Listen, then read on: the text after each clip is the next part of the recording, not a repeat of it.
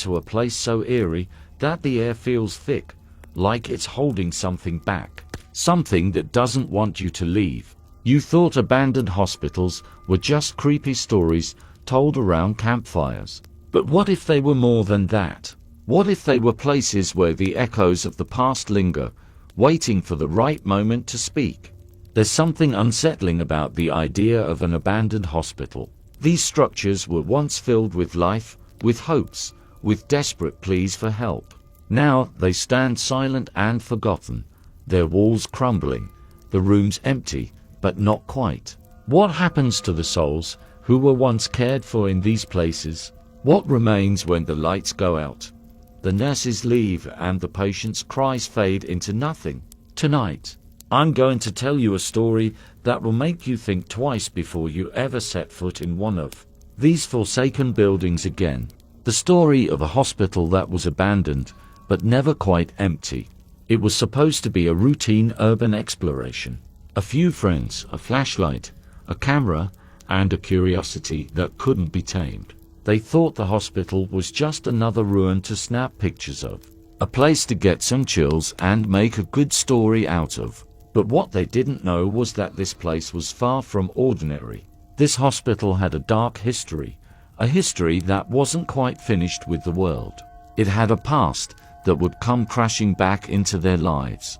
And once they crossed the threshold, they couldn't go back. They'd heard the rumors before, that the hospital was built on the site of something far older, that strange things had happened in the past, patients who vanished without a trace, inexplicable deaths, whispers about illegal experiments. But like most people, they dismissed it as nothing more than stories designed to give them the chills. As they explored deeper, the hospital's silence seemed to grow thicker.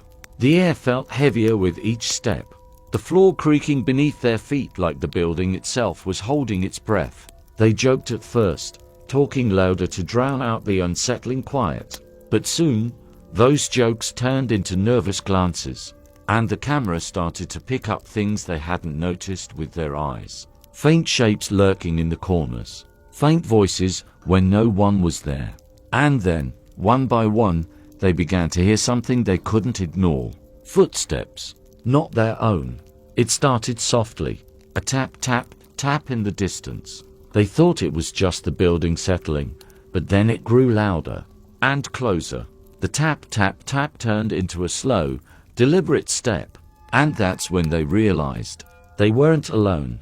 By the time they reached the old surgery wing, it was already too late. The building seemed to pulse with something unseen, as if the walls themselves were alive, watching them. That's when the lights flickered, and the temperature dropped. A freezing cold washed over them, and for a moment, everything went still. But it was the shadows that gave them the true horror. Shadows that didn't belong. Shadows that moved against the grain of reality. One of the friends turned, his face pale as he pointed to the far end of the hallway. "Did you see that?" he asked, his voice cracking. And that's when the figure appeared. A man in a hospital gown, pale as death. His face distorted into something that could barely be called human.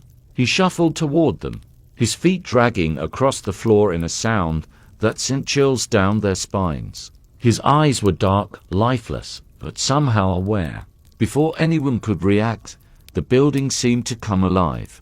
The walls groaned, doors slammed shut, and the temperature dropped even further. Panic set in. They tried to run, but the hallways twisted, turned into labyrinths that they couldn't escape. The figure followed them, and with each passing moment, the hospital seemed to close in, suffocating them with its oppressive history. They barely escaped with their lives, but they would never be the same. The horrors they experienced that night stayed with them long after they left the building, lingering in the back of their minds. That hospital wasn't just abandoned, it was waiting for someone to come and finish what had started.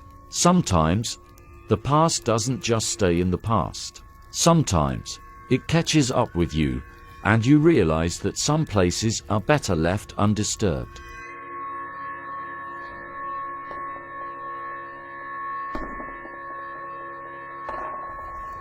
There's something uniquely terrifying about hospitals, places built to heal, now abandoned and left to rot. The idea that something so vital, so filled with life, can become a ghost of its former self is disturbing in itself. But what happens when that place isn't really abandoned at all? What happens when the past refuses to stay in the past? Tonight's story isn't about the typical creaking floors or strange noises. No, this one goes deeper. It's about an abandoned hospital that has more than just memories lingering within its walls. There's something more, and it's been waiting for someone like you to come close enough to notice. It started like any other exploration. A group of friends, all adrenaline junkies, seeking thrills and an escape from the mundane. They had explored several abandoned buildings before, old factories, houses, schools, but this hospital, seemed different. They'd heard about it for months, whispered rumors from locals who dared not step foot near it. But rumors were just that, stories meant to scare people, right? What they didn't know was that this hospital was more than just an abandoned relic.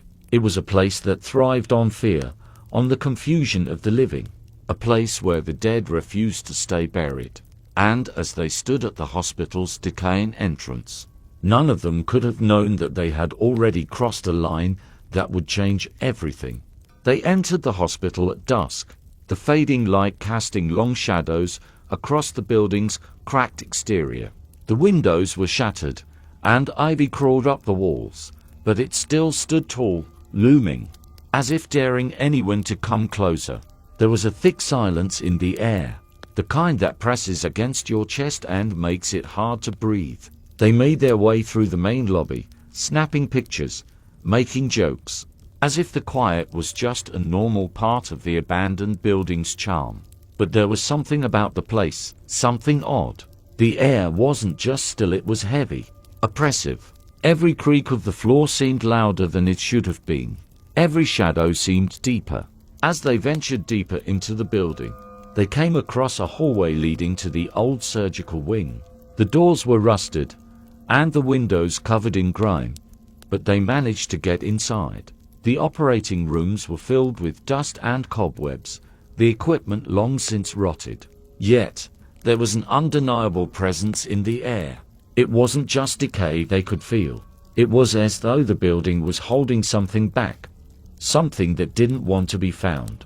It was when they reached the old patient rooms that they started to feel it. Someone was watching them. The flashlight's beam flickered, and in that brief moment of darkness, one of the group members swore they saw something move. But it wasn't a rat. There was a figure at the end of the hall, standing motionless. At first, they thought it was one of them, playing a joke.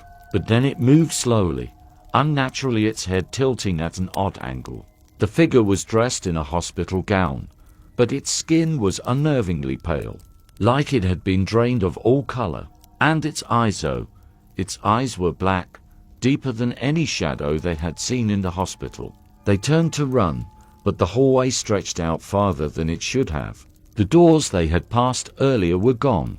The building was changing, twisting. It wasn't the place they thought they knew anymore.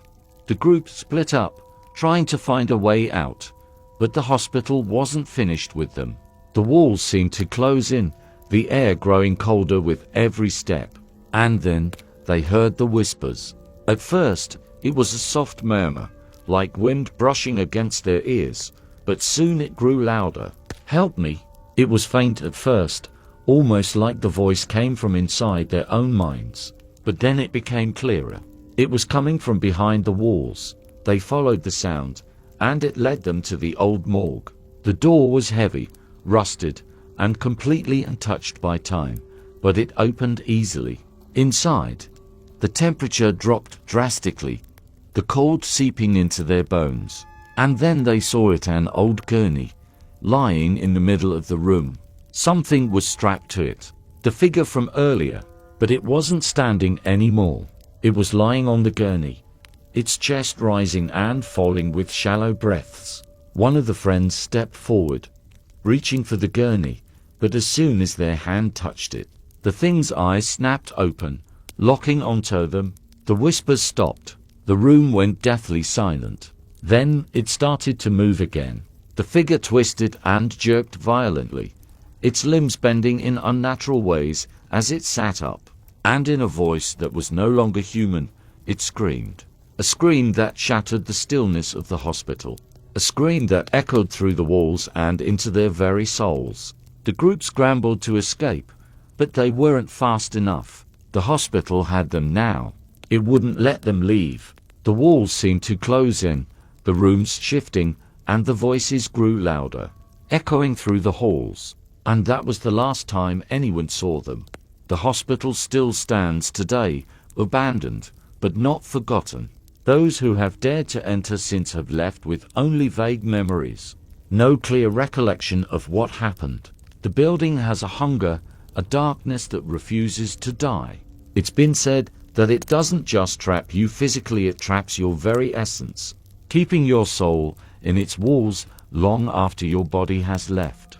No one who's stepped inside has ever returned the same, and some say that if you listen closely, you can still hear their whispers in the dark corners of the hospital. This is not a place of healing, it's a place where things are left unfinished, where the dead still roam and the living are never quite free.